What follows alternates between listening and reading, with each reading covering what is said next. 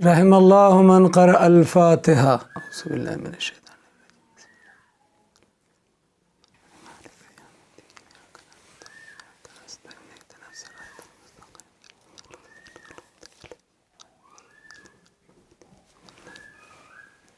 مومنین ایک مرتبہ سورہ الحم، 3 مرتبہ سورہ توحید پڑھ کر مرحومہ حجیانی نور بانو بھائی، مرحوم جیوراج بھائی گینگ جی، مرحوم حاجی حسین بھائی رتنانی اور مرحومین رتنانی فیملی کے تمام مرحومین اور جملہ مرحومین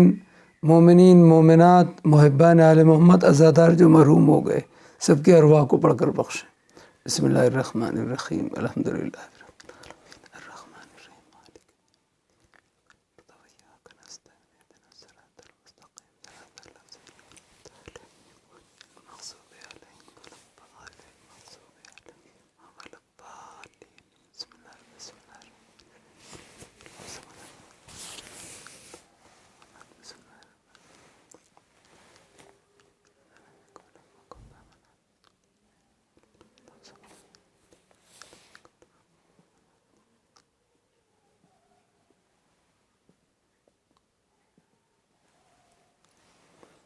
اللهم صل على محمد وآل محمد۔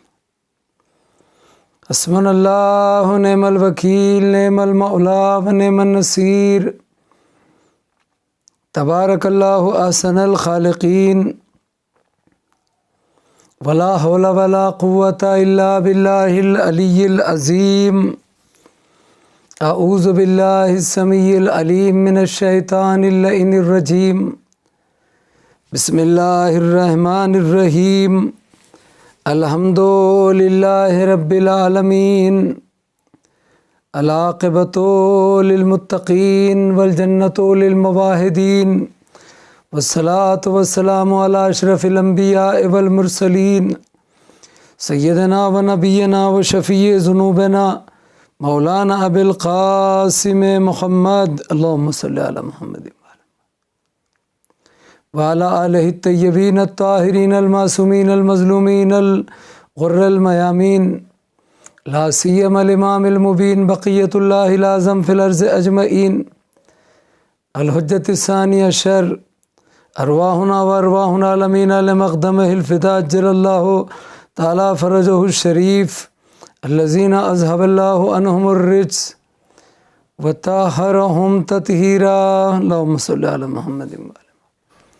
ولعنت الدائمۃ علی اعدائہم اجمعین،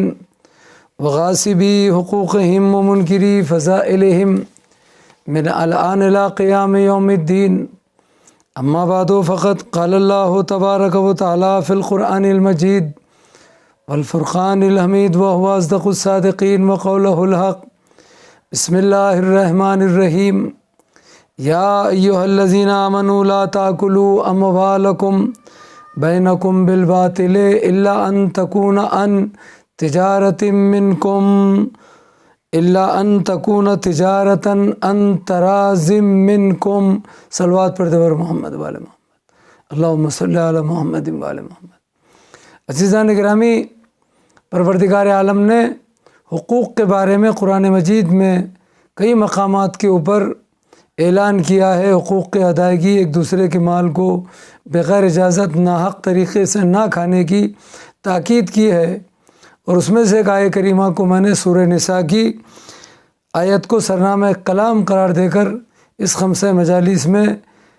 گفتگو کی ہے، اور میری گفتگو نامکمل ہے، ناقص ہے، ٹوٹے پھوٹے الفاظ میں۔ یا ایھا الذین آمنوا لا تاکلوا اموالکم بینکم بالباطل الا ان تکون تجارتا عن تراض منکم، اے صاحبان ایمان تم آپس میں ایک دوسرے کا مال ناحق طریقے سے، باطل طریقے سے، غلط طریقے سے، بغیر اجازت، بغیر پرمیشن نہ کھایا کرو، مگر ہاں اس صورت میں کھا سکتے ہو کہ جب تمہارے آپس میں لین دین ہو اور باہمی رضامندی ہو۔ مثلا کوئی شخص آپ سے قرض مانگ رہا ہے، آپ نے اس کو قرض دیا ہے یا آپ نے کسی سے قرض لیا ہے، تو اگر ہم نے قرض لیا ہے تو ہم مقروض ہیں، ہم اس کے قرض دار ہیں۔ وہ اپنے قرض کا مطالبہ کرے گا ہمیں اس کا قرض دینا ہے، اس کے لیے الگ الگ شرعی مسائل ہے، کتابوں میں ہے، شہید محراب نے بھی گفتگو کی ہے، مراجعین نے بھی باقاعدہ اور بزرگ علماء نے اس پر قلم چلایا ہے۔ مثلاً میں نے آپ سے قرض لیا ہے اور کہا ہے کہ 1 مہینے میں واپس کر دوں گا، تو بعض علماء یا اکثر مراجعین اور فقہا کہتے ہیں کہ بھئی 1 مہینے سے پہلے پھر تم اس سے قرض مت مانگو، خود اپنی مدت پوری ہونے پر قرض لوٹا دے گا، کیونکہ مدت وقت معین ہے۔ کبھی ایسا بھی ہوتا ہے کہ جو وقت دیا 1 مہینے کا 2 مہینے کا وہ گزر چکا ہے، پھر بھی قرض نہیں دے رہا ہے، تو جس کا قرض ہے وہ مطالبہ کرے، مگر جس نے قرض لیا ہے اس کا فرض ہے کہ وہ جلد سے جلد قرض دے۔ بلکہ بعض علماء کہتے ہیں کہ جس نے قرض لیا ہے اس کے لیے بہتر ہے، ثواب ہے، بلکہ مستحب ہے کہ جتنی مدت مانگی ہے اس سے جلدی قرض دینے کی کوشش کرے، اور جس سے قرض لیا ہے اس کے لیے مستحب ہے کہ اگر اس نے 2 مہینے کا ٹائم دیا ہے، 2 مہینے کی مدت مانگی ہے تو اس کو اور زیادہ مدت دے، بھئی آرام سے پیسے ادا کر، یہ مستحب ہے، ثواب ہے۔ انہیں جہاں قرض دینے کا ثواب ہے وہاں اس سے مطالبہ نہ کر کے اس کو اور اطمینان دینا کہ آرام سے دے، یہ اس کے لیے اور ثواب ہے۔ اور یہ جس نے مدت معین کر کے قرض لیا کہ 2 مہینے میں دوں گا، اور اگر اچھا ہے کہ 2 مہینے کی جگہ 1 مہینے کے اندر قرض دے دے، تو یہ اس کے لیے مستحب اور باعث ثواب ہے۔ بہرحال یہ اس کے الگ الگ صورتیں مسئلے ہیں۔ جب ہم نے قرض لیا تو ہمیں قرض لوٹانا ہے، اس لیے کہ یہ اس کا حق ہے ہمارے سر پر، جیسا کہ میرا ٹاپک ہے اسلام میں حقوق، قرض کی لین دین معاملات، یہ ساری چیزیں ہیں۔ اس لیے کہ دنیا میں حساب دے دو تاکہ آخرت کے حساب سے محفوظ رہو۔ دنیا میں کسی کے قرض دار ہو تو قرض ادا کر دو تاکہ وہاں تم کسی کے مقروض نہ رہو۔ یہاں پر اگر ہزاروں لاکھوں روپئے بھی قرض ہے تو ادا کرنا آسان ہے، اور مرنے کے بعد قیامت میں اگر 1 درہم، 1 سکہ، 1 روپیہ، 1 دینار بھی قرض باقی ہے تو کیسے ادا کر پائیں گے؟ روایت میں ہے کہ مثلاً اگر آپ کے سر پر میرا حق ہے یا میرے سر پر آپ کا حق ہے، کوئی بھی حق، تو اگر وہ حق میں ادا نہیں کر پایا تو پھر میں نے آپ کا حق ادا نہیں کیا روز محشر، تو وہ ممکن ہے سامنے والا آپ کی عبادات یا نیکیوں میں سے کوئی چیز مانگ لے کہ بھی میرا پیسہ تیرے سر پر باقی ہے، تو نے نہیں دیا ہے، تو چل اپنی عبادتوں میں سے، نیکیوں میں سے،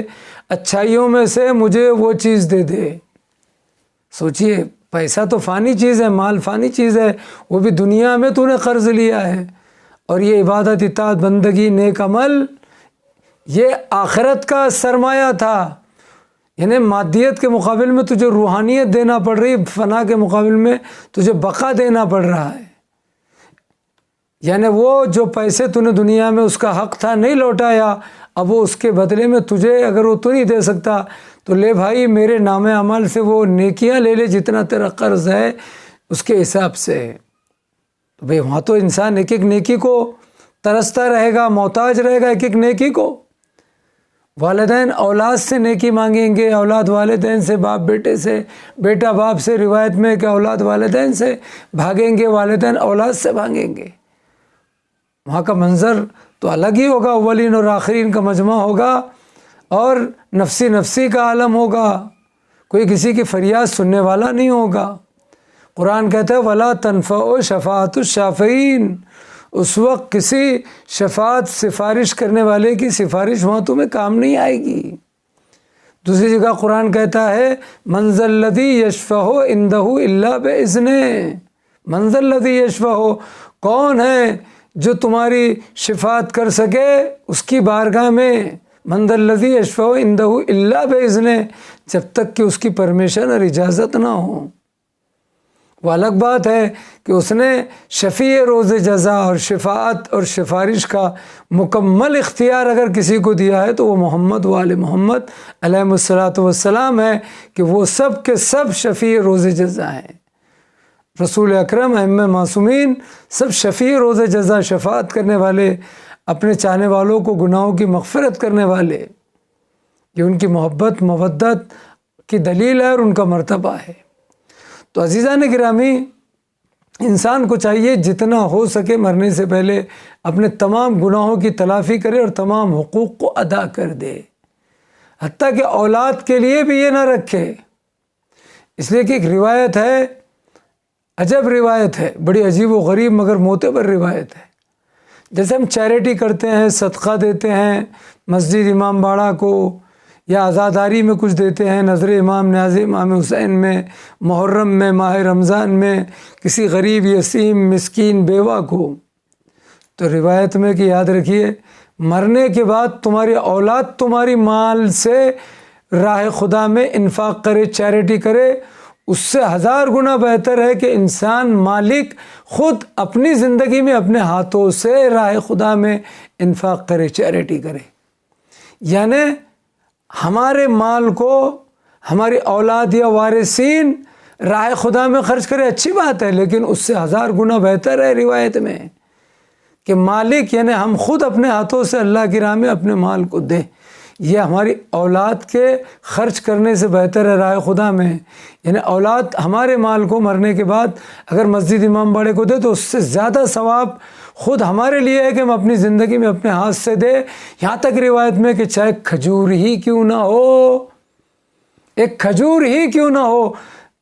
مومن کو چاہیے کہ اپنی زندگی میں اپنے ہاتھ سے وہ کھجور راہ خدا میں اللہ کی راہ میں چیریٹی کرے، دے، ہدیہ کرے، مدد کرے اپنے ہاتھوں سے۔ یہ بڑا فرق ہے، چاہے کھجور کیوں نہ ہو۔ یعنی اولاد اگر بچے ہوئے مال پراپرٹی کو اپنے مرحومین کے نام سے راہ خدا میں انفاق کرے، مسجد امام باڑہ، یتیم بیوہ مسکین، یا راہ اہل بیت میں، راہ خدا میں، عزاداری میں، نیک کاموں میں، تعلیم پر، ایجوکیشن پر، مسجد امام باڑے بنانے پر، یتیم خانہ بولڈنگ، کتاب شائع کرنے میں غریب طلبہ یا علماء کی حوض علمیہ کو، اور خدا نہ کرے اگر اولاد ایسی نکل گئی کہ خود بے دین لا مذہب ہے اور والدین کی پراپرٹی کھانے والی، یعنی خود کوئی دینداری کا کام تو نہیں کر سکی، آپ نے جو مال چھوڑا ہے اس کو بھی ہضم کر جائے، ڈکار تک نہ لے، تو کتنی بڑی بدنصیبی ہے کہ ہم چاہتے تو جس مال سے اپنی زندگی میں اپنی آخرت بنا سکتے تھے، وہی مال کو ہمارے نالائق بے دین اولاد خرچ کر کے، عیش و آرام کر کے، خود تو اپنے لیے جہنم خریدیں گے لیکن ہمارے عذاب کو بڑھا دیں گے۔ اس لیے یہاں پر بہتر ہے کہ وہ نیک صالح اولاد بھی جو تمہارے مال کو تمہارے مرنے کے بعد راہ خدا میں خرچ کرنے والی ہے، یقین ہے یہ خرچ کرے گی، اس سے بہتر روایت میں ہے کہ تم اپنے ہاتھوں سے کار خیر کرو۔ تمہاری اولاد تمہارا قرض دے،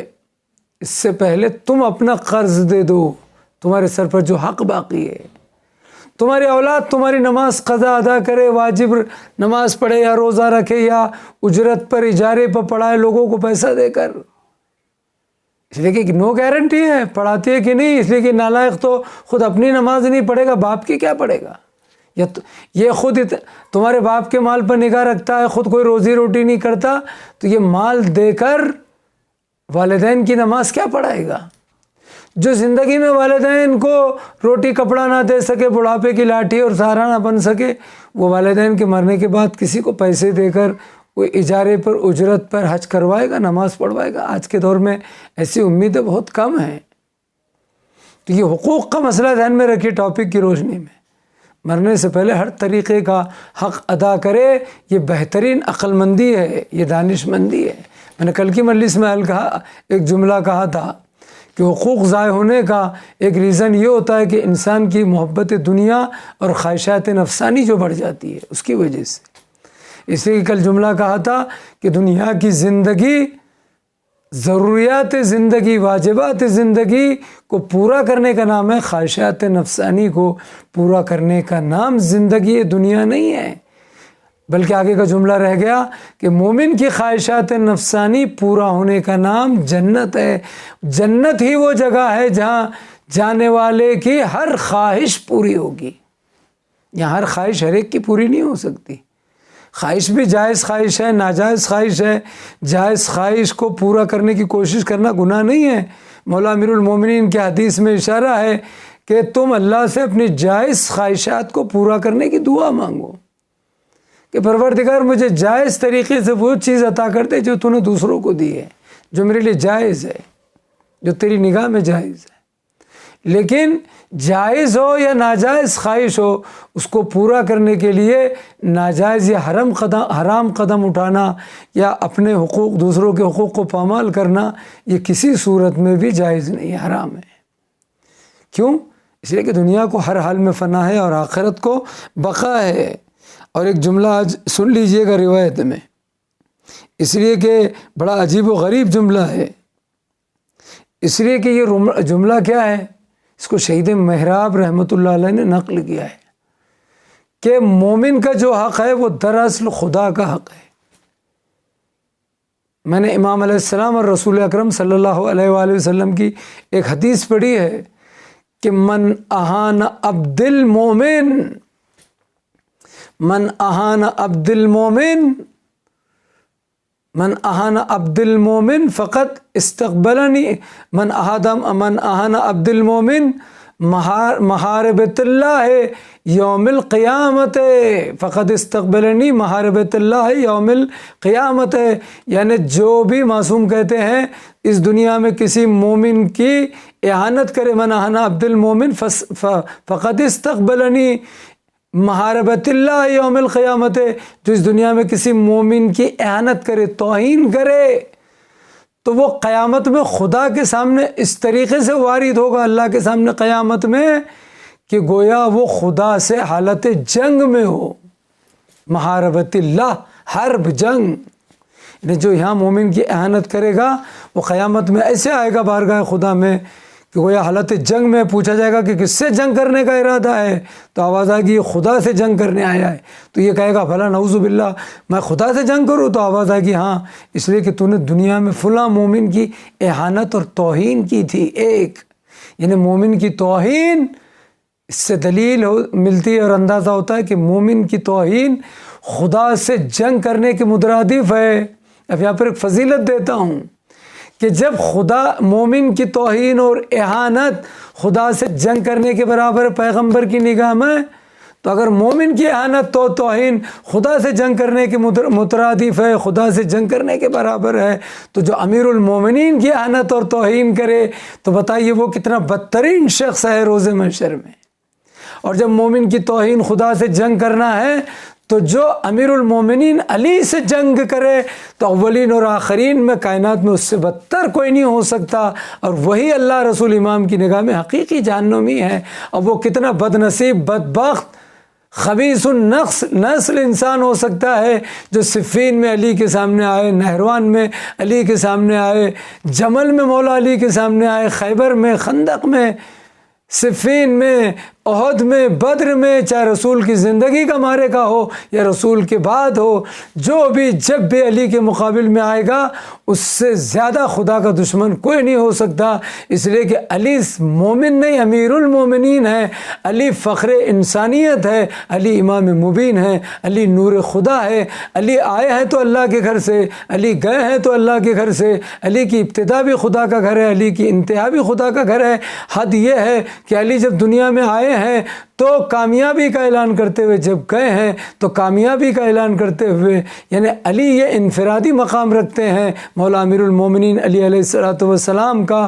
آدم سے لے کے قیامت تک تمام انسانوں میں، مخلوق خدا میں انفرادی یہ مقام ہے، یہ فضیلت ہے جو کسی کو حاصل نہیں۔ علی کی ابتدا اللہ کا گھر ہے، علی کی انتہا اللہ کا گھر ہے، ولادت اللہ کے گھر میں، شہادت اللہ کے گھر میں علی آئے ہیں تو قد افلح المومنون سورہ مومنون پڑھتے ہوئے کامیابی کا اعلان کرتے ہوئے، علی جب گئے تو فزتو برب الکعبہ، رب کعبہ کی قسم میں کامیاب ہو گیا، کامیابی کا اعلان کرتے ہوئے علی وہ تنہا ہے۔ جو تیسری فضیلت یہ ہے کہ جنہیں اللہ نے آسمان سے ذوالفقار نازل کی ہے، علی وہ فرد ہے جو تنہائی میں یہ فضیلت رکھتے ہیں کہ مولا امیر المومنین خدا کی خدائی میں خدا کے بعد سب سے افضل بشر اور انسان پیغمبر اسلام کے بھائی بھی ہیں، وزیر بھی ہیں، جانشین بھی ہیں، خلیفہ بھی ہیں اور اکلوتے داماد بھی ہیں۔ اور علی وہ انسان ہیں جن کا یہ شرف ہے کہ خود بھی جنت اور جہنم کے تقسیم کرنے والے قسیم النار والجنہ ہیں، اور جن کی بیوی زوجہ فاطمۃ الزہرا بھی سیدۃ نساء الجنہ، جنت کی عورتوں کے سردار، اور جن کے دونوں فرزند شہزادے اور بیٹے حسن اور حسین سیدہ شباب اہل الجنہ، جوانان جنت کے سردار ہیں۔ یہ انفرادی شرف ہے، اور بھی ہے بہت سارے جو علی کو ملے کسی کو نہیں ملے، یہ ہے شرف۔ تو آپ کتنے خوش نصیب ہیں کہ آپ انسان بھی ہو، مسلمان بھی ہو، مومن بھی ہو، اور تم میں اگر کوئی سادات ہے تو کیا کہنا حقیقی سادات۔ کیوں؟ جو مومن ہیں، مومنین ہیں، انہی کا رہبر امیر المومنین ہے۔ اور مولا امیر المومنین کا ایک شرف یہ بھی ہے، میں نے باقاعدہ کتابوں میں پڑھا، کتاب داستان دوستان حوض علمیہ قم میں، حوض علمیہ قم جس کے رائٹر آیت اللہ محمد محمدی اشتہردی رحمۃ اللہ علیہ ہیں، کہ چھٹے امام نے فرمایا یہ جو امیر المومنین آپ سنتے ہیں ہے نا علماء سے، تو یہ امیر المومنین جو لقب ہے مولا علی علیہ السلام کا، یہ امیر المومنین چھٹے امام جعفر صادق علیہ السلام، اللہم صلی علی محمد، چھٹے امام نے فرمایا سوائے ہمارے دادا امیر علی کے، سوائے ہمارے دادا علی کے، سوائے ہمارے دادا علی علیہ السلام کے کسی کو بھی امیر المومنین کہنا جائز نہیں ہے، جائز نہیں ہے، انہیں حرام ہے۔ یہاں تک کہ آپ 12 امام میں سے بھی کسی امام کو امیر المومنین نہیں کہہ سکتے، کہیں وارد نہیں ہے، کہیں آپ سنتے بھی نہیں ہیں، دعاؤں میں یا زیارتوں میں یا جملات میں یا ممبروں سے جب بھی امیر المومنین آتا ہے کتابوں میں علماء کی زبان پر، تو اس سے مراد مولا امیر المومنین، مولا کائنات علی علیہ السلام، علی ابن ابی طالب علیہ السلام کی ہستی اور ذات ہے۔ چونکہ میں نے 5 مجلس میں زیادہ فضائل نہیں پڑھے ہیں، تو آپ کو سوچنا چاہیے آپ کتنے خوش نصیب ہیں کہ جس کا رہبر مولا امیر المومنین اور بے انتہا لاتعداد فضیلتوں کا مالک ہے خدا کی طرف سے، وہ امیر المومنین۔ یعنی کسی کو امیر المومنین نہیں کہہ سکتے، ہم نہیں کہتے چھٹے امام جعفر صادق امیر المومنین ہے، 7ویں امام، 8ویں امام، حتیٰ مولا حسن مولا حسین کو بھی کوئی نہیں لکھتا کہ مولا حسن امیر المومنین ہے، جبکہ ہر امام سب کے سب علی ہیں، سب کے سب حسین ہیں، سب کے سب محمد، سب کے سب معصوم، سب کے سب نور ہیں، سب کے سب کردار رفتار میں، فکر میں، تھنکنگ میں، سوچ میں، علم میں، حلم میں، مرتبے میں، اسٹیٹس میں سب کے سب برابر ہیں۔ صرف ان میں فرق یہ ہے کہ ان میں کوئی کسی کا باپ ہے، کوئی کسی کا دادا ہے، کوئی کسی کا بیٹا ہے بشر ہونے کے ناطے، پر ان میں فرق یہ ہے کہ ان کا جد ایک رسول ہے، یہ سب رسول نہیں ہے، ورنہ ان کا جد محمد مصطفیٰ رسول ہے، نبی اور امام ہے، اور یہ سب کے سب علی سے لے کر امام زمانہ تک امام ہیں، سب کے سب منزل عصمت پر ہیں، سب کے سب معصوم ہیں، نور خدا ہیں، امام مبین ہیں، حجت حقیقی، حجت خدا ہیں، ہادی برحق ہیں۔ ایسی ہستیوں کے ہم ماننے والے ہیں۔ تو میں جملہ، میری بات کہاں سے کہاں تک گئی ہے کہ مومن کی اہانت کرنا یعنی خدا کی اہانت کرنا، خدا سے جنگ کرنا، جیسے میں نے حدیث پیش کیا، چونکہ بہت دن ہوئے تو وہ حدیث پڑھنے کے بعد پڑھا تھا میں نے، تو لہذا زبان لکنت کھا گئی کہ من اہانا عبد المومن فقد استقبلنی یوم القیامت بالمحاربۃ اللہ، جو دنیا میں مومن کی اہانت توہین کرتا ہے، اسے ذلیل کرنے کی کوشش کرتا ہے، وہ قیامت میں ایسے ظاہر ہوگا، وارد ہوگا جیسے اللہ سے جنگ کرنے کے لیے آیا ہے۔ اعلان ہوگا یہ اس لیے اس حالت میں کہ اس نے مومن کی اہانت کی، اور جب مومن کا یہ مرتبہ ہے تو امیر المومنین، سوچئے وہ کتنے بد نصیب ہیں، خبیث ظالم نجیس ابن نجیس، جو اہل بیت اور علی کے مقابل میں آئے۔ اور آپ کتنے خوش نصیب ہیں کہ آپ کی ماؤں نے آپ کو دودھ میں ولایت امیر المومنین اور عزاداری حسین پلا دیا ہے، اس لیے کہ محبت اہل بیت آتی ہی نہیں، کسی کے وجود میں داخل ہی نہیں ہوتی جب تک خون پاک نہ ہو، حسب نسب کے اعتبار سے حلالی نہ ہو۔ بڑا باریک اور حساس مسئلہ ہے محبت اہل بیت کا، مودت اہل بیت کا، کوئی معمولی بات نہیں ہے محبت اہل بیت۔ ہم روزانہ صرف اس بات پہ شکر ادا کریں، تمام نعمتوں کو چھوڑ کر ان ہر نعمت پہ شکر کا حکم ہے، لیکن سب سے بڑا شکر روزانہ ہر شیعہ کو کرنا چاہیے کہ اللہ نے اسے اہل بیت اطہار کی محبت، مودت اور غلامی میں اس دنیا میں پیدا کیا ہے۔ اب دعا کرے کہ پروردگار اس محبت پر اس دنیا سے ہمیں اٹھائے، ہمارا خاتمہ ایمان پر یعنی ولایت علی پر ہو، محبت اہل بیت پر ہو۔ عزیزان گرامی، تو جس طریقے سے روایت سے یہ ثابت ہو گیا کہ مومن کی اہانت خدا کی اہانت ہے، اسی طریقے سے روایت میں ہے کیا کہ جو مومن کا حق جو جیسے مومن کی اہانت خدا کی اہانت ہے، ایسا شہید محراب نے لکھا ہے، اور روایت میں ہے کہ مومن کا حق خدا کا حق ہے۔ مومن کا حق، جیسے مومن کی توہین اہانت، خدا کی اہانت ہے، ایسے مومن کا حق خدا کا حق ہے۔ آواز آئے گی پھر روایت میں ہے کہ کہاں ہیں وہ لوگ جن کے سر پر خدا کا حق باقی ہے؟ تو کہیں گے کہ بھئی نماز تیرا حق ہے، روزہ تیرا حق ہے، حج تیرا حق ہے، یہ ساری عبادتیں دے دی، کہ نہیں کچھ اور بھی حقوق ہے جو ہمارے ہیں۔ تو کہا کیا؟ کہ جس کا تعلق میرے سچے نیک صالح مومن بندوں سے ہے، تو نے اس کی غیبت کی، تیرے سر پر اس کا گناہ باقی ہے، یہ اللہ کا حق ہے۔ تو نے اس کی اہانت کی، تو نے اللہ سے جنگ کرنے کے برابر ہے، اللہ کی توہین ہے۔ تو نے اس کا حق ضائع کیا، حق ادا نہیں کیا، گویا تو نے مومن کا حق نہیں، اللہ کا حق ادا نہیں کیا ہے۔ تو سوچئے، پھر ایک نقطہ کہنے دیجئے، وہ ظالم کتنے بد نصیب ہیں۔ اگر مومن کا حق اللہ کا حق ہے روایت کے حساب سے، تو پھر جس نے رسول کی اکلوتی بیٹی کے باغ فدق اور ان کے حق کے اوپر قبضہ کیا ہے اور غاصب ہے اور آج تک غاصب ہے، تو اس کی کیا حالت ہوگی؟ کیا حالت ہوگی اس کی؟ آپ بھلے ہی اپنی خوش فہمی میں اس کو رضی اللہ کہہ دیں، لیکن وہ جہنم کے سب سے آخری طبقے میں رہے گا، اس لیے کہ فاطمہ کا حق کھانا کوئی معمولی بات نہیں ہے۔ جب کسی مومن کا حق کھانے والا نہیں بخشا جائے گا، تو پھر حق فاطمہ کو غصب کرنے والا، چھیننے والا، اس پر قبضہ کرنے والا، غاصب کسی صورت میں کیسے بخشا جائے گا؟ جائیے اپنے اپنے مسلک کے علماء سے پوچھئے، تحقیق کیجئے قرآن حدیث کی روشنی میں۔ سب سے بڑا ہی مجرم وہ ہے جو حق فاطمہ کا غاصب ہے، جس کے سر پر آل رسول اہل بیت اطہار معصومین عالمین کا حق باقی ہے۔ تو عزیزان گرامی، حقوق در اسلام میں حقوق، اس پہ بڑی رعایت ہونا چاہیے، بڑی تاکید کی گئی ہے۔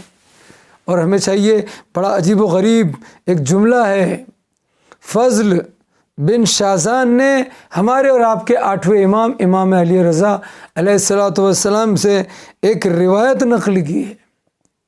کیا روایت نقل کی ہے؟ کہ امام علیہ السلام نے یہ فرمایا، یعنی کوئی مجتہد عالم نے نہیں، امام معصوم 8ویں امام امام رضا علیہ السلام نے فرمایا کہ جو روایت ہمیں ملی ہے فضل بن شازان سے، کہ 8ویں امام نے فرمایا ہے، جو بغیر کسی تکلیف کے، یعنی تکلیف کے بغیر کسی کا حق ادا نہ کرے تو یہ گناہ کبیرہ ہے۔ یعنی اس کی تفصیل یہ ہے، اس کا مطلب یہ ہے، جو بغیر کسی تکلیف کے، یعنی تم کو کسی کا حق ادا کرنے میں اگر کوئی تکلیف اور دشواری نہیں ہے، کوئی دشواری تکلیف نہیں تو اس کا حق ادا کرو۔ اگر کوئی تکلیف نہیں ہے اور تم نے حق ادا نہیں کیا تو یہ گناہ کبیرہ ہے۔ اس کے بعد روایت یہ ہے کہ امام یہ فرمانا چاہتے ہیں، یعنی اگر تم دوسروں کا حق ادا کرنے کی طاقت اور صلاحیت اور استعداد رکھتے ہو، اور صلاحیت اور طاقت اور استعداد یا استطاعت رکھنے کے باوجود اگر ہم کسی کے حق کو ادا نہ کرے تو یہ قیامت میں گناہ نہیں، گناہ صغیرہ نہیں، بلکہ گناہ کبیرہ میں، یعنی گناہ کبیرہ شمار ہوگا، بڑا گناہ۔ جیسے جھوٹ گناہ کبیرہ ہے، گانا سننا گناہ کبیرہ ہے، حسد تکبر غرور گناہ کبیرہ میں ہے، زمین پر فساد کرنا گناہ کبیرہ میں ہے۔ سوچئے، اگر ہمارے سر پر کسی کا قرض لین دین باقی ہے، حق باقی ہے، تو کوئی عذر تکلیف نہیں ہے، کوئی دشواری نہیں ہے، آپ غریب نہیں ہو گئے، ایک دم فقیر مسکین غریب ہو گئے، یعنی آپ کے پاس کچھ ہے ہی نہیں، آپ کے لالے پڑے ہوئے ہیں، تو اس کی صورتیں الگ ہیں۔ لیکن اگر ادا کرنے کی استطاعت اور صلاحیت ہے کہ آپ حق ادا کر سکتے ہیں تو نہ کرے تو یہ گناہ کبیرہ ہوگا۔ حق تو باقی رہے گا لیکن گناہ کبیرہ کے مرتکب ہوں گے۔ عزیزان گرامی، اسلام میں جانوروں کے حقوق ہیں، پرندوں کے حقوق ہیں۔ جو لوگ کھیتی باڑی کرتے ہیں، اگر انہوں نے جانور کو پالا ہے، گھر میں پرورش کی ہے، تو حقوق ہے کہ ان کے آب و دانوں کا خیال رکھیں، ان کے چارے کا، ان کے کھانے کا۔ گھر میں اگر کوئی نوکر ہے تو اس نوکر کے بھی حقوق ہیں آپ کے اوپر، اسے ڈانٹے نہ، جھڑکے نہ، اس کو بھوکا نہ رکھیں، اس کی جو محنتانہ مزدوری ہے اس کو برابر دے اس کے مانگنے سے پہلے۔ بڑی سخت تاکید ہے۔ اسلام جو ہے حق کے معاملے میں صرف مال کی بات نہیں کرتا ہے، مال کی بات نہیں کرتا۔ آپ نے کسی کی توہین اور اہانت کی ہے، آپ کے سر پر اس کا حق باقی ہے، آپ نے گناہ کیا ہے، کیا عذاب ہے وہ کسی مجلس میں بیان ہوگا۔ مال کھایا ہے، حق باقی ہے، کسی کی غیبت کی، میرے سر پر آپ کا حق ہے، میں نے آپ کی غیبت کی، نعوذ باللہ، میں نے آپ کی اہانت کی، آپ پر الزام لگایا، تہمت بہتان، تو میرے سر پر گناہ اپنی جگہ ہے، عذاب ہے، انہیں میرے سر پر آپ کا یہ حق عائد ہو گیا ہے، یعنی معاملہ آپ کے اور میرے بیچ میں، یہ غیبت، یہ تہمت، یہ الزام، یہ بہتان، یہ میں نے جو آپ کا مال غصب کیا ہے، چھینا ہے، قبضہ کیا ہے، یا قرض جان بوجھ کے نہیں لوٹایا ہے، اب یہ معاملہ بندے بندے کا ہے، یا خدا رسول امام کچھ نہیں کر سکتے جب تک وہ بندہ بندے کو معاف نہ کرے۔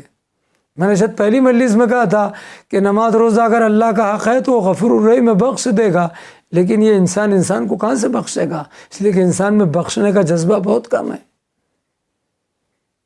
کیوں؟ اس لیے کہ جو اسلام جانوروں کے حقوق بیان کرتا ہے تو پھر اس اسلام میں انسانوں کے حقوق کی اہمیت کس قدر زیادہ ہے، مسلمان کے، مومن کے۔ عزیزان گرامی، اسلام یوں ہی بات نہیں کرتا۔ اب ایک عجب روایت، جیسے میں نے کل مجلس میں کہا تھا، آپ کو ٹاپک کی روشنی میں باتیں دے رہا ہوں، آن لائن مجلس ہے، ویسی مجلس نہیں ہو رہی ہوگی، مجھے معاف کرنا، یعنی میں ویسا نہیں پڑھ رہا ہوں جیسے پڑھنے چاہیے۔ جیسے میں نے کل کہا تھا، کل یا پرسوں کی مجلس میں جو گزری ہوئی، کہ قیامت میں ایک گناہ، ابن مسعود، عبداللہ ابن مسعود کی جو روایت پیغمبر اسلام سے، مولا کائنات سے، کہ قیامت کے میدان میں ایک گناہ کے لیے کسی کو 7 سال 7 ایئرس، کسی کو 10 سال، کسی کو 40 سال، 70 سال، 60 سال، یہاں تک 100 سال رکنا پڑے گا۔ یہاں تک امام نے فرمایا کہ کچھ ایسے گنہگار ہوں گے جنہیں ہماری شفاعت یا ہمارا دیدار 3 لاکھ سال بعد نصیب ہوگا۔ اللہ اکبر، اللہ اکبر، بولنے میں بہت ہمیں عجب لگ رہا ہے۔ کیوں؟ وہ نقطے پہ غور کیجئے جو میرا رہ گیا، میں بیان نہیں کر سکا کل یا پرسوں کی مجلس میں، کہ اگر 3 لاکھ سال کے بعد امام کی شفاعت نصیب ہوگی، ایسے گنہگار ہوں گے، یا 3 لاکھ سال تو بہت بڑی چیز ہے، 3 لاکھ سال، میں سمجھتا ہوں دنیا کو بن کے بھی شاید 3 لاکھ سال نہ ہوئے ہوں۔ جناب پیغمبر اسلام سے لے کر آج ہم 1443 ہجری، مثلا جب سے ہجری سن شروع ہوا ہے، پیغمبر نے ہجرت کی ہے، مولا کائنات نے اس کی بنیاد رکھی ہے، مولا علی نے یہ ہجری سن۔ جناب عیسیٰ علیہ السلام کو اگر ہم دیکھیں تو ابھی کتنا ہے، 2021 ہے نا، 22 سے 21، 2000 سال، 2021 سال، اس کے پہلے انبیاء کو لے لے تو اب اندازہ لگائی تو کتنا، ایک اندازے کے مطابق کہہ رہا ہوں، دنیا بن کے کتنے سال ہوئے ہوں گے؟ 10,000 سال، 20,000 سال، 40,000 سال، 50,000 سال، 1 لاکھ سال۔ مثلا میں نہیں کہہ رہا ہوں کہ میری بات آخری بات ہے، ہو سکتا ہے کوئی ریسرچ کرے، تحقیق کرے، معلوم کرے کتنے سال ہے، اس وقت میرے پاس وقت نہیں ہے۔ وہاں قیامت میں 3 لاکھ سال کے بعد امام کا دیدار اور شفاعت اہل بیت کی نصیب ہوگی۔ 3 لاکھ سال بعد، یعنی قیامت میں اگر 1 سال تک بھی رہنا پڑا، رکنا پڑا، تو خود قیامت ہوگی ہمارے لیے۔ قیامت میں 1 سال رکنا پڑے گا۔ کیوں؟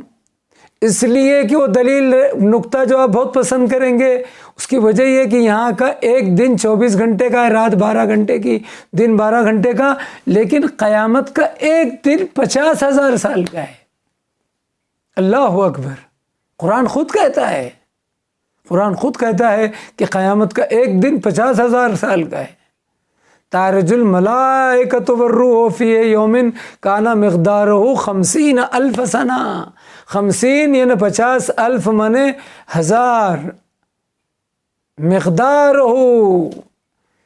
یعنی روح الامین کی وہ مسافت طے کرنے والی، جس کا بیان ہے سورہ معارج میں،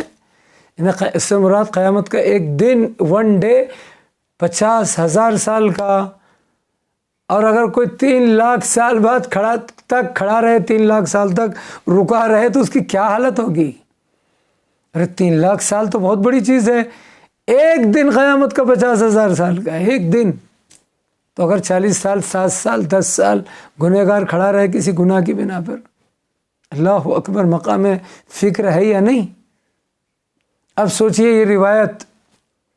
سوچئے، کیا روایت؟ کہ اگر کوئی کسی مومن کا جان بوجھ کر حق ادا نہ کرے، یعنی وہ حق، جیسے ساری باتیں ہو چکی، میں آپ کا حق دے سکتا ہوں تب بھی نہیں دے رہا ہوں، میں آپ کا قرض لوٹا سکتا ہوں تب بھی نہیں لوٹا رہا ہوں، میرے میں دینے کی صلاحیت ہے تب بھی نہیں دے رہا ہوں، چلو میں غریب فقیر ہو گیا ہوں، یتیم ہو گیا، محتاج ہو گیا، اب آپ کا قرض 100 200 ہزار 2000 5000 نہیں لوٹا رہا ہوں، تو ٹھیک ہے، اللہ ہے رحمان الرحیم ہے، وہ نیت دیکھتا ہے، یا سامنے والے کو بھی حکم ہے کہ جس کو لوٹانا ہے اس کے لیے مستحب ہے کہ اس کا قرض معاف کر دے۔ لیکن جب دے سکتے ہیں، لوٹا سکتے ہیں، صاحب حیثیت ہے، نہ لوٹائے، تو یہ معتبر روایت سامنے آتی ہے کیا کہ ایسے شخص کو جس کے سر پر دوسروں کے حقوق یا حق باقی ہے، قیامت کے میدان میں جب حساب و کتاب ہوگا تو اسے 500 سال تک 500 ایئرس تک 500 سال تک رکنا پڑے گا، کھڑے رہنا پڑے گا، روکا جائے گا، 500 سال تک کھڑا رہو۔ قیامت میں 500 سال تک کھڑا رہے، دوسرے کا حق جو میرے سر پر باقی ہے اس لیے اور پھر آگے روایت کیا کہتی کہ 500 سال تک جو جان بوجھ کر حق ادا نہیں کیا، صلاحیت تھی، دے سکتا تھا، استطاعت تھی، 500 سال تک کھڑا رہے گا، اور اس 500 سال تک اس کے جسم سے، وجود سے پسینہ بھی بہے گا اور خون بھی بہے گا۔ یہاں تک کہ علامہ مجلسی رحمۃ اللہ علیہ اس قول کی روشنی میں ایک شرح پیش کرتے ہیں بات کہ اگر وہ مجرم جو 500 سال تک کھڑا ہے اپنے گناہ کی بنا پر، جس میں دوسرے کا حق ہے یا کوئی بھی گناہ ہے، تو اگر اس کا ظلم یا گناہ چھوٹا ہے، اگر اس کا ظلم یا گناہ چھوٹا ہے تو 500 سال تک کھڑے رہے گا، مگر پسینہ نکلے گا بدن سے 500 سال تک،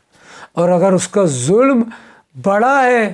تو پسینہ بھی نکلے گا اور خون بھی نکلے گا، یا پھر دوسری شرح ہے کہ پھر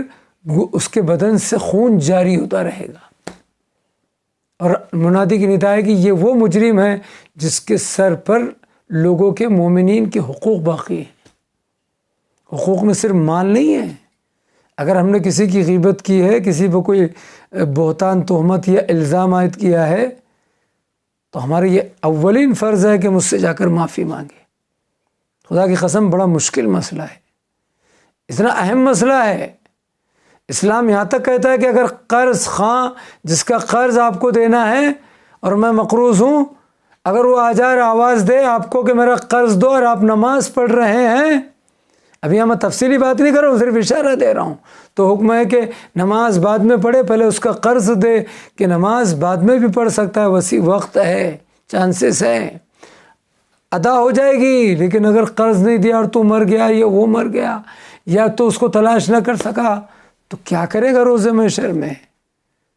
آگے نہیں بڑھ سکتا۔ میں نے ایک مجلس میں کہا نا ابھی اسی خمسے میں کہ یہودی اچانک جہنم سے نمودار ہوگا، میں یہودی ہوں، تو مسلمان ہے، لیکن تیرے سر پہ میرا قرض باقی ہے۔ میں نے تو ایک روایت یہاں تک پڑھی ہے، بڑی عجیب و غریب روایت ہے، کہ شہید راہ خدا جو اللہ کی راہ میں شہید ہو گیا ہے، کوئی شہید، عام شہید جو شہید ہوتے ہیں، اگر شہید بھی جو سب سے بڑی نیکی شمار ہوتی ہے، شہادت سب سے بڑی نیکی ہے، حالانکہ سب سے بڑی نیکی کیا ہے؟ نماز، روزہ، حج، زکوٰۃ نہیں، سب سے بڑی نیکی اللہ کی نگاہ میں یہ ہے کہ اپنی جان مال، یعنی اپنی جان کو اللہ کی راہ میں اللہ پر قربان کر دینا۔ نماز پڑھیں گے تو ابھی روزہ جیسی نیکی باقی ہے، روزہ رکھیں گے تو نماز باقی ہے، نماز روزہ رکھیں گے تو ابھی چیریٹی باقی ہے، خمس و زکوٰۃ۔ لہذا سب سے بڑی نیکی نہ نماز ہے، نہ روزہ ہے، نہ خمس ہے، نہ زکوٰۃ ہے۔ سب سے بڑی نیکی اپنی جان کا نذرانہ، اپنی جان کو اللہ کے اوپر، اللہ کی راہ میں قربان کرنا، شہادت۔ تب سوچیں یہاں پھر فضیلت آتی ہے کہ اگر سب سے بڑی نیکی کائنات میں اپنی جان کو اللہ کے اوپر، اس کے عشق میں، اس کی راہ میں، اس کے راستے میں قربان کر دینا ہے، یہ سب سے بڑی نیکی ہے، تو وہ خاندان، وہ لوگ اور وہ کربلا والوں کا کیا مرتبہ ہے جو اپنی جان بھی، اپنا مال بھی، اپنا وطن بھی، اپنے رشتے بھی، اپنے بھانجے بھی، اپنے بھتیجے بھی، اپنے بھائی بھی، اپنے اصحاب اور ساتھی، سب کچھ عشق خدا، دین خدا پر، راہ خدا میں قربان کر دے۔ کہ ہم ایسے حسین کا ماتم نہ کریں، ایسے حسین پر نہ روئیں؟ کیوں نہ روئیں ہم کہ جس نے اپنا سب کچھ خدا کی راہ میں قربان کر دیا ہے؟ کچھ باقی نہیں رکھا ہے حسین نے، کیونکہ سب سے بڑی نیکی ہے۔ تو میں اس سے پہلے جملہ کہنا چاہتا ہوں جو بات رہ جائے گی نامکمل، کہ شہید جو اتنی بڑی نیکی کرنے کے باوجود روز محشر میں آیا ہے، تو ایک ایسا انسان اس کو روک دے گا۔ روایت میں مثال دی گئی، وقت سمجھایا گیا کہ ایک انسان شہید کو روک دے گا کہ روک تو شہید راہ خدا ہے، مگر تیرے سر پر ہمارا حق باقی ہے، وہ ادا کر، ادا کر۔ میں بتاتا ہوں آپ کو کتاب، روایت بتاتا ہوں، حوض علم قم کی کتاب ہے۔ جب شہید کو روک دیا جائے گا حق ادا کرنے کے لیے، تو یہ تو 2 رکعت نماز پڑھ کے کون سا فخر کر رہا ہے بھائی؟ میں یہ چھوٹی موٹی چیریٹی کر کے 1 سال کے کچھ روزے رکھ کے ماہ رمضان کے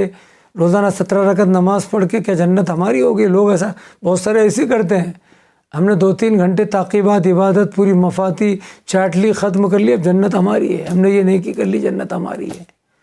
جنت کوئی بھیک خیرات تھوڑی ہے، صدقہ خیرات جو یوں ہی بڑھ جائے گی کس کو مل جائے گی۔ جنت قربانیوں کا نام ہے، جنت حقوق ادا کرنے کا نام ہے، جنت اخلاص عمل کا نام ہے، جنت نیت کی پاکیزگی کا نام ہے، جنت اللہ رسول اور امام قرآن اور اہل بیت سے معرفت، محبت اور عشق اور ان کے اتباع اور پیروی کا نام ہے۔ جنت راہ سلمان و ابو ذر و مقداد و جابر ابن عبداللہ انصاری کی راہ راستے پر چلنے کا نام ہے۔ جنت اہل بیت اطہار سے محبت، مودت، ولایت، ان کی معرفت اور ان کے شیعہ بننے کا نام ہے۔ ان کے حکم، ان کے مقصد پر، ان کے مقصد کو زندہ رکھنے کا نام ہے، ان کے حکم اور ان کے فرمان پر عمل کرنے کا نام ہے، ورنہ یوں ہی جنت نہیں ہے۔ کیا میں اور کیا آپ، اسی لیے کل کہا تھا یا کبھی کہا تھا کہ امام حسین نے ایسے ساتھیوں کو کربلا میں جمع کیا ہے کہ جن کے سر پر کسی کا حق نہیں ہے، کسی کا حق نہیں ہے۔ بتائیے، کوئی جھوٹے منہ 1400 سال ہو گئے آج 61 ہجری کے بعد، کوئی دشمن بھی جھوٹے منہ نہیں لکھ سکتا کہ حسین کے بچپن کے دوست حبیب نے مظاہر تھے، ان کے سر پر کسی کا قرض باقی ہو، کسی کا حق باقی ہو۔ ایسے ساتھیوں کو امام نے لیا ہی نہیں، جو کسی کے مجرم ہو، کسی کے گنہگار ہوں، روز محشر جن کے سر کسی کا حق باقی ہو۔ ایسے ساتھی تلاش کیے ہیں کہ کوئی مائکا لال کہہ نہیں سکتا حسین تمہارے اصحاب، تمہارے صحابی، تمہارے ساتھیوں نے یہ جرم کیا، یہ گناہ کیا ہے، ان کے سر پہ یہ حق باقی ہے۔ نہیں، کیوں؟ یہ نگاہ امامت ہے۔ ہم امام اس کو مانتے ہیں جو زمین پر رہ کر آسمانوں کا علم رکھتا ہے، جو زمین پر رہ کر سمندر کی تہ اور زمین کے نیچے کا علم رکھتا ہے، جو انسانوں کے ساتھ جانوروں کا علم رکھتا ہے، ہم اس کو امام مانتے ہیں۔ جو پوری کائنات کو ایک ہتھیلی، ایک سکے کی طرح دیکھتا ہے، ایک سکے کی طرح پوری کائنات کو۔ ایسا نہ ہوتا تو امام زمانہ ارواحنا لہ الفدا اجل اللہ تعالیٰ فرج الشریف علیہ الصلوۃ والسلام کو وہ فقرہ دلیل بنتا ہے کہ چاہنے والوں شیعہ مومنین، اگر ہم تمہاری نگہداشت اور حفاظت سے منہ موڑ لیں تو یہ دشمن تمہیں ختم کر دیں گے، دنیا والے دشمن تمہیں ختم کر دیں گے۔ یہ جہاں اللہ کا کرم ہے، رحم ہے، وہیں امام کی تائید اور مدد بھی ہمارے شامل حال ہے، نگہداشت، کیونکہ امام حجت حقیقی ہے، نور اللہ ہے۔ یہ اہل بیت اطہار، یہ ائمہ معصومین، ان کا مرتبہ کوئی معمولی بات نہیں ہے۔ ہر زبان قاصر ہے، 1400 سال ہو گئے ان کی عظمت، ان کی بزرگی، ان کا مقام، ان کا مرتبہ بتانے کے لیے کوئی نہیں بیان کر سکتا کیا مرتبہ ہے آل محمد کا، مولا امیر المومنین کا۔ اس قدر عظیم مرتبہ ہے، اس سے ایک اندازہ یہ لگائیے جن ہستیوں کا، جن آل محمد اہل بیت اطہار کا، اہل بیت کا اس قدر مرتبہ ہے، اگر یہ سب سے زیادہ مرتبہ رکھنے والے جس خدا کو سجدہ کریں، پھر اس خدا اور خالق کا کیا مرتبہ ہے۔ اور ہم کتنے بد نصیب ہیں، نماز سے غفلت، روزے سے غفلت، اس کے حکم خدا سے، خدا کے حکم سے غفلت۔ لیکن کربلا ایک ایسا میدان ہے جہاں ہر طریقے کا حق ادا کر دیا گیا، ہر طریقے کی عبادت، ہر طریقے سے خدا کی بندگی۔ کربلا میں جو چیز اللہ کو پسند ہے وہ سب کے سب موجود ہے، میرا دعویٰ ہے۔ تجزیہ کیجیے، ریسرچ کیجیے، ہر چیز کربلا کے میدان میں موجود ہے جو اللہ کو پسند ہے، اس لیے کہ اللہ سورہ دہر میں تو اہل بیت اطہار کے لیے کہہ چکا ہے وما تشاؤون الا ان یشاء اللہ، یہ اہل بیت کچھ نہیں چاہتے، وہی چاہتے جو اللہ چاہتا ہے۔ آج کربلا میں اہل بیت کا وہ عظیم فرد ہے امام وقت مولا ابا عبداللہ الحسین۔ اہل بیت میں سے شہزادی زینب ثانیہ زہرا، اہل بیت میں سے باب المراد، باب الحوائج، تمنا علی، علمدار کربلا قمر بنی ہاشم ابو الفضل عباس ہے، شبیہ پیغمبر علی اکبر ہے، اور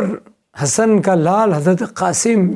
علیہ السلام ہے۔ جس حسین کے ساتھی اس قدر لاجواب اور بے مثال ہو، حبیب، مسلم ابن اوسجا، حفیظ شاکری، بریر حمدانی، ابو سمام سیداوی جون، زہیر سعید، یہاں تک کہ لشکر حسین سے آنے والا حور ابن یزید رہائی جو کل تک خطاوار تھا، گنہگار تھا، اتنا خوش نصیب، اتنا مرتبہ، اس قدر بے مثال ہو گئے کہ امامت کے آغوش میں سر رکھنے کا موقع ملا ہے شہادت کے وقت۔ اتنا خوش نصیب ہے حر کہ امام نے وہ رومال باندھ دیا ہے جو معصوم عالمین کا ہے، خاتون جنت کا، صدیقہ طاہرہ کا۔ کیا مقام ہے سردار جوانان جنت کے سردار کا، مولا حسین کا۔ ارے عزاداروں میں میسیج دے رہا ہوں، قدر کرو اس عزاداری کی، عاشور کی، جلوس کی، تعزیے کی، اس ماتم کی، ان ماتمی دستوں کی۔ بڑی قیمتی شے، سرمایہ ہے تمہارے ہاتھوں میں یہ عزاداری، اس میں سستی مت برتیے گا، اسی کہ حسین کربلا کے میدان میں ہے، حسین کے ساتھی ہیں، حسین کے اپنے ہیں، حسین کا بھائی عباس علمدار ہے، حسین کا علی اکبر ہے، قاسم و محمد ہے، لیکن سب کی قربانیاں ہو چکی، حسین بھی شہید ہو گئے، عصر عاشورائی، خیموں کی تاراجی ہوئی، خیموں کو آگ لگائی گئی، بیویوں کی چادر چھینی گئی، سکینہ کے رخساروں میں تماچے لگے، گوشوارے چھینے گئے، سید سجاد کے نیچے سے مصلی اور بستر کھینچا گیا، کتنے مصائب ڈھائے گئے، یہاں تک کہ تبرکات لوٹے گئے، مال و اسباب لوٹا گیا، جو بھی تھا ساتھ میں تبرکات سب لوٹ لیا گیا، جو تھا اہل حرم کے پاس، اس خاندان وحی کے پاس جو کچھ بھی تھا سب لوٹ لیا گیا، خیموں کو آگ لگا دی گئی، یہاں تک کہ سروں کی چادریں چھین لی گئی۔ اسی لیے تو معتبر جملہ ہے مقاتل میں کہ جب خیموں کو آگ لگا دی گئی ظالموں کی طرف سے اور چادریں بھی چھین لیے گئی، مال و اسباب بھی لوٹ لیا گیا، تبرکات بھی لوٹ لیے گئے، اس وقت ثانیہ زہرا شہزادی زینب صلوات اللہ وسلام علیہا نے سید سجاد سے ایک سوال کیا، بیٹا سید سجاد تم امام وقت ہو، بتاؤ کہ خیموں میں آگ لگ چکی ہے، ہم جل کر مر جائیں اس لیے کہ چادریں چھن چکی ہیں، اب ہمارے سر پر چادر نہیں ہے، یا تو جل کر مر جائیں یا پھر بے مقنا وہ چادر باہر نکل پڑے۔ اس وقت امام وقت سید سجاد علیہ السلام نے جملہ کہا تھا، پھوپھی اماں حفاظت جان، حفظ جان واجب ہے اسلام میں، چادریں لٹ چکی ہے تو ویسے ہی نکل جاؤ، مگر خیموں میں جل نہیں سکتے۔ اللہ نے یہ مظلومیت آل محمد نہیں ہے تو کیا ہے؟ ہم صرف حسین کی شہادت پر نہیں روتے ہیں، ہم حسین اور حسین کے ساتھی اور جو اسیران کربلا ہے ان کی شہادت کے ساتھ ان کی مظلومیت، ان کی بے کسی، ان کے ایسے مصائب و آلام کہ جس کی ماں کا جنازہ شب کی تاریکی میں اٹھا ہو، اس کی بیٹیاں 11 محرم کو عصر عاشور کے بعد سے لے کر پھر 11 محرم کو بے مقنا و چادر کربلا سے کوفہ اور کوفہ سے شام لے جائی جائے، اور کوفے میں تماشائیوں کا مجمع، دربار ابن زیاد شام میں تماشائیوں کا مجمع، دربار یزید ملعون، اجرکم اللہ، یقیناً آپ کی آوازیں بلند ہوگی۔ اور اسی لیے عزادارو جب 11 محرم آئی اور شمر ملعون نے ناقے حاضر کیے اور چاہتا ہے ظالم کے بیویوں کو سوار کرے، علی و فاطمہ کی بیٹی زینب نے آواز دی، اے شیمر پیچھے ہٹ جا، ناموس پیغمبر ہے، ہم خود سوار ہوں گے۔ عزادارو، اب جیسے 11 محرم کو سواری کی باری آئی تو شہزادی زینب نے آواز دی، اے مادر قاسم رباب آؤ زینب تمہیں سوار کرے، اے ام فرما مادر قاسم آؤ زینب تمہیں سوار کرے، اے مادر علی اصغر رباب آؤ زینب تمہیں سوار کرے، آؤ ام لیلا مادر اکبر زینب تمہیں سوار کرے۔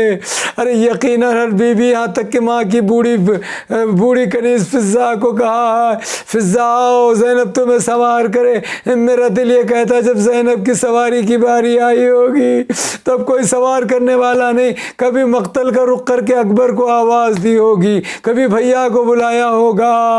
بھیا تیری زینب اب اکیلی ہو گئی، اور کبھی فرات کا رخ کر کے عباس کو آواز دی ہوگی، اے عباس، اے علی اکبر، ارے تم کہاں ہو؟ اس لیے کہ جب مدینے سے چلی تھی تو کس شان سے سوار کیا تھا، آج زینب سوار ہونا چاہتی ہے، کوئی سوار نہیں کرنے والا۔ آج رکم اللہ، خدا کوئی غم نہ دے سوائے غم آل محمد کے۔ اور وہ منزل بھی آئی جب زینب کسی طریقے سے سوار ہوئی، قافلہ کربلا سے کوفہ کی طرف چلا، سید سجاد کی نگاہ باپ کے لاشے پہ پڑ گئی۔ ارے برداشت نہ ہوا کہ دنیا میں کبھی ایسا ہوتا ہے کہ بیٹا موجود ہو اور باپ کا لاشا بے گور و کفن پڑا ہو۔ ادھر سجاد نے پھوپھی اماں سے پوچھا، اے پھوپھی اماں کیا ایسا ہوتا ہے کہ بیٹا موجود ہو باپ کا لاشا بے گور و کفن پڑا ہو؟ ارے وہ پھوپھی کیا جواب دیتی جس کی نگاہوں کے سامنے اس کے آغوش کے پالے اون محمد کے لاشے، علی اکبر کا لاشا، ادھر ایک بھائی حسین کا لاشا، ادھر فرات پر دوسرے بھائی عباس کا لاشا، وہ کیسی تسلی دیتی؟ بس دل یہ کہتا ہے کبھی زینب نے نجف کا رخ کیا ہوگا اور کبھی مدینے کا رخ کر کے اپنے نانا اور بابا کی خدمت میں فریاد کی ہوگی، آئیے دیکھیے آپ کی زینب کربلا سے کوفہ، کوفہ سے شام اسیر ہو کر جا رہی ہے۔ سلام الذین سلام۔